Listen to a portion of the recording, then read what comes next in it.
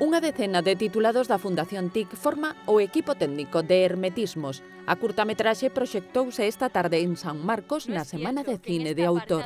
Yo era el ayudante de dirección, me encargaba un poco de coordinar la relación entre el equipo de producción y el director y el equipo de realización. Unha historia intimista narrada en 7 minutos. Un chico se queda ensimismado en sí mismo tras ver una obra de teatro en un auditorio y empieza a fantasear con una chica que es la protagonista de la obra, ¿no? Y a través de eso pues empieza a tener visiones y a hacerse ilusiones con ella y al fin y al cabo pues es toda unha ilusión.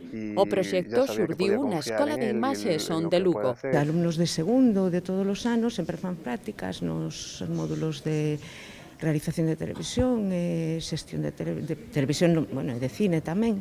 Únense para facer proxectos comuns e de aí salen todos estes proxectos que se van a presentar hoxe na Semana de Cine. A Fundación TIC leva participando con nosotros, axudándonos 3 ou 4 anos xa. É dicir, aparte de que todos os anos algunha produción das que se fan durante o curso da Fundación aproveitamos para incluir na Semana de Cine. A Hermetismo sumouse outra produción, Asasinos, dirixida por un exalumno da TIC, Andrés Hensel, gañador do Premio Fin de Curtas. Comendoume un sobrinho meu que participa nun dos cortos. É a película Asesinos, que é feita por xente de Lugo e entonces interésame moito vela. Parte de ser un aficionado á cinematografía, máis que nada vimos apoiar o compañeiro que participou na grabación do corto Hermetismo.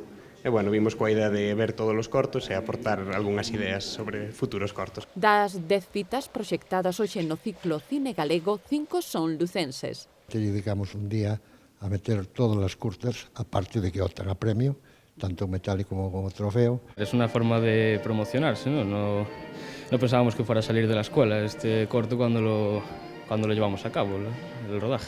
No ciclo Arte de Cine, no Museo Provincial, Lodermani, a película dirixida por Brais Rebaldería, que contou con outro alumno da EIS no seu equipo de produción.